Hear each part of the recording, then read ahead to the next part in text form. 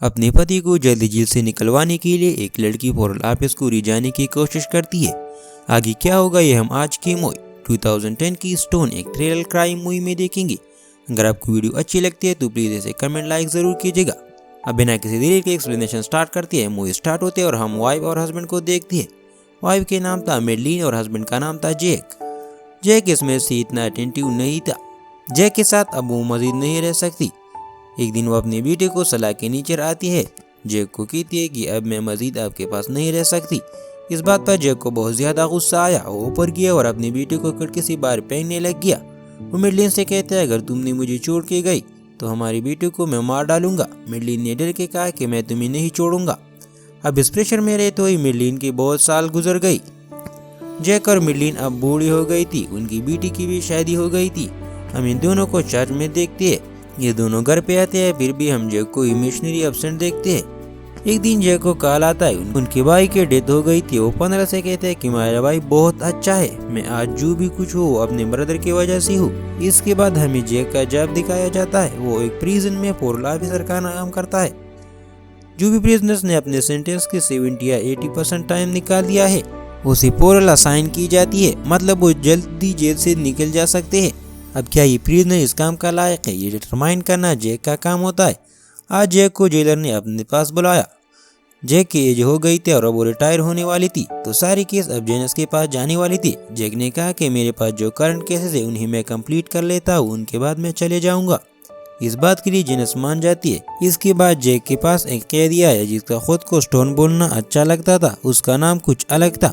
Jack खुद से कहने लगा कि अब मैं पूरी तरीके से बदल चुका हूँ। मेरे वाइफ ने मेरे लिए जॉब वगैरह सब कुछ लाइन अप करके रखा है। एक बार मैं जेल से बाहर निकल गया तो फिर से मैं क्राइम नहीं करूंगा।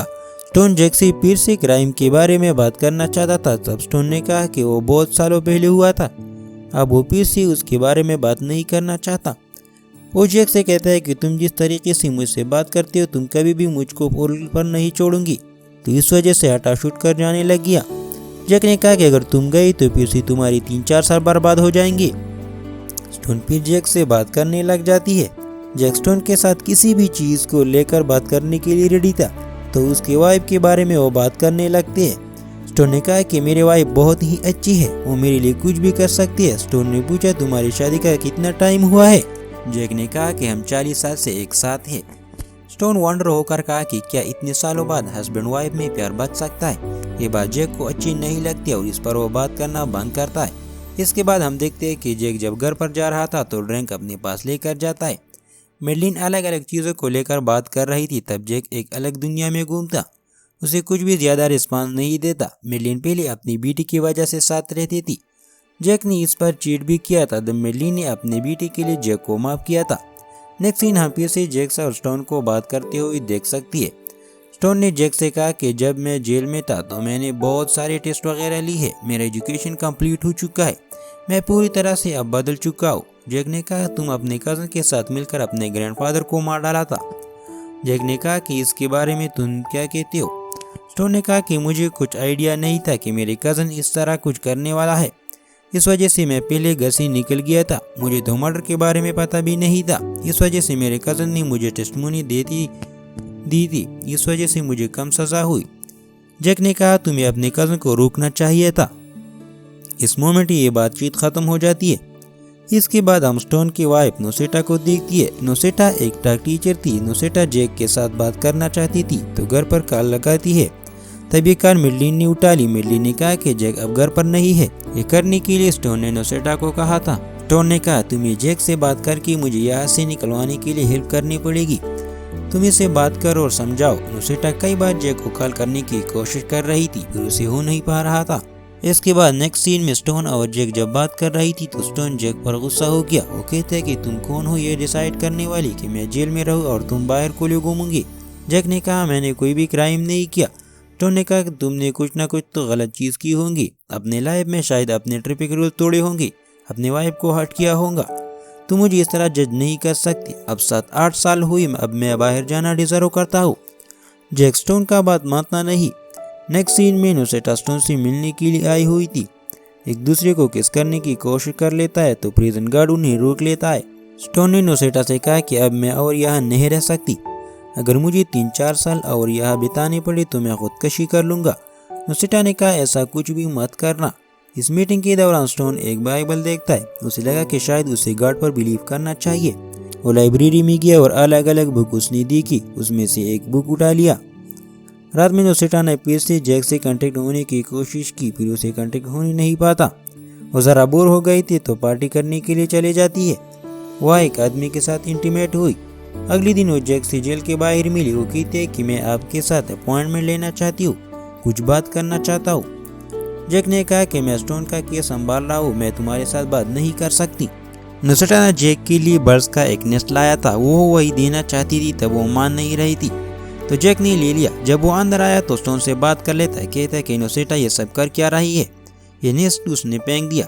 स्टोन ने कहा कि मैंने नुसेटा को कुछ भी करने के लिए नहीं कहा, उनके मन में जो आती है वही चीज़ वो कर लेती है, वो बहुत अजीब है, तुम इसे फिगर आउट नहीं कर सकती। स्टोन ने जो भी रिलीजियस बुक में पढ़ा था उसके बारे में वो जैक से बात करता है। उसने कहा कि लाइफ में आप जो भी करते हैं उसके लिए आपको पे करना पड़ता है। जैक स्टोन से पूछता है, क्या तुम्हें लगता है कि तुमने ये सब कुछ चीज़ों के लिए पे कर दिया है? स्टोन ने कहा कि अब तक मुझे पता नहीं है। इसके बाद हम जैक को चर्च में देखता है। वो अपने लाइफ से बहुत ही ज़्यादा डिसअपॉइंटेड था। उसने चर्च के फादर से बात की। उसे कहते हैं कि कभी कभी मुझे लगता है कि मुझे इन सब लोगों को मार डालना चाहिए।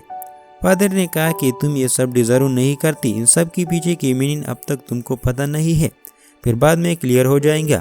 एक दिन नुसेटा ने जैक को घर पर कॉल किया। जैक ये कॉल उठाता है तो नुसेटा कहते हैं कि मेरे हस्बैंड को जेल से निकालने के लिए मैं कुछ भी कर सकती हूँ। इसके साथ डर्टी टॉक करने लग गई। जैक इस बात से नर्वस हो गया था। वो उसे मिलने के लिए मान जाता है। नेक्स्ट सीन में जब नुसेटा स्टोन से मिलने के लिए आई हुई थी तो स्टोन बहुत अपसेट था। उसने कहा कि मुझे अजीब अजीब सपने आने लग गया। वो रो रहा था। नुसेटा ने कहा कि शायद तुमने कुछ अनिल लिखाया होगा, इस वजह से ये सब हुआ। वो इस तरह से नेचुरल चीज़ों में बिलीव करती थी।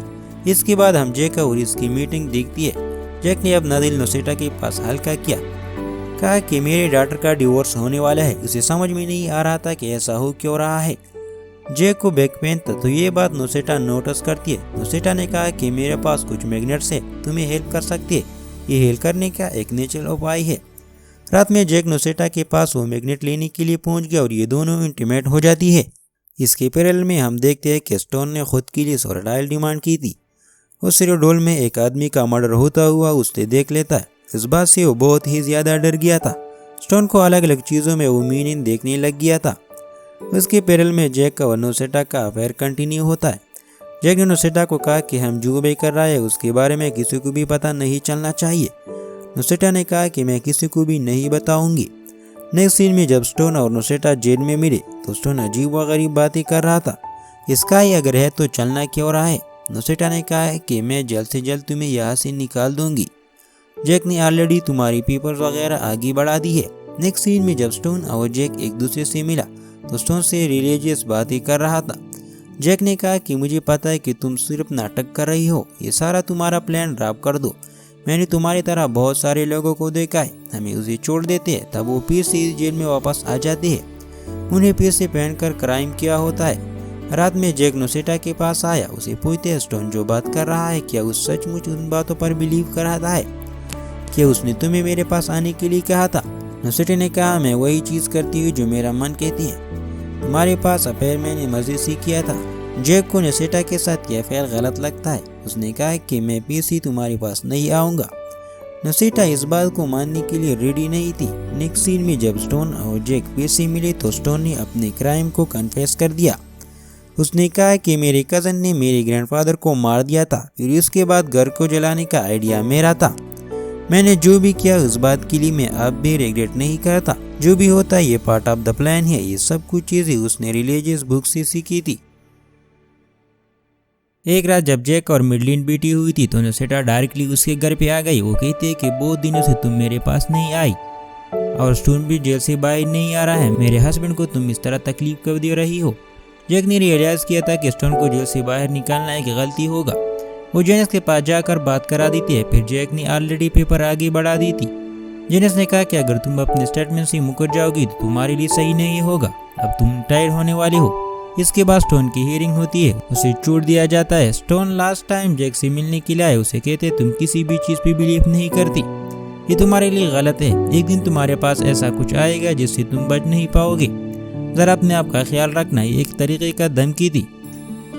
उसे ये भी कहते हैं कि मुझे आप और नोसेटा के बारे में पता है, अगर ये किसी और को पता चला तो तुम ट्रबल में आओगी। रात में जैक बहुत ही टेंशन में था, वो अपने पास गन रखती है। वो लेट नाइट जब सोने के लिए ऊपर गया तो उसके घर में आग लग गया था। स्टोन ने अपने ग्रैंड पेरेंट्स को भी आग लगाकर मार डाला था। वो मिडलिन से कहते हैं कि अब मैं स्टोन को छोड़ूंगा नहीं। मिडलिन कहते हैं कि अब हम इन सब बातों में नहीं घुसने वाला। वो जैक के सब बातों से तंग आ गई थी। वो उसे हमेशा के लिए छोड़कर अपने डॉटर के पास चली गई। डॉटर ने कहा मुझे सब पता है फादर आपके साथ क्या करती थी, आपने उन्हें छोड़ने का डिसीजन बहुत लेट ही लिया। रात में जैक अपने कोवर्कर के साथ था, जिस लेडी का उसको जॉब मिला था उसके साथ वो फ्लर्ट करने लग जाती है। जेनिस ने उसे मना किया तो जैक इस बात पर बहुत ज्यादा गुस्सा हुआ, उसे बुरा भला कहकर चला जाता है। उसके बाद वो स्टोन के पास आया, स्टोन को गन लगाता है, कहते हैं तुम्हारी वजह से मेरी सारी जिंदगी बर्बाद हो गई। स्टोन ने कहा तुम मुझे मार नहीं सकती, तुम में वो गट्स नहीं है। ये कहकर वो वहां से चला जाता है। फिर जैक सचमुच में कुछ नहीं कर पाया, उसे अपनी की सजा भुगतनी पड़ी। उसके जब चला गया, उसकी वाइफ उसे छोड़कर चली गई थी। स्टोन और नोसेटा एक दूसरे के साथ खुश थे। इसके साथ ये मूवी एंड हो जाती है। अगर आपको वीडियो अच्छा लगता है तो प्लीज लाइक कमेंट जरूर कीजिएगा। मैं बहुत सारी मूवी ला कर लेता हूँ, तो इस चैनल को जरूर सब्सक्राइब कर दीजिएगा और बेल आइकन नोटिफिकेशन मत भूलेगा। हम फिर से मिलेंगे एक नई मूवी के साथ, तब तक अपना आपका ख्याल रखें।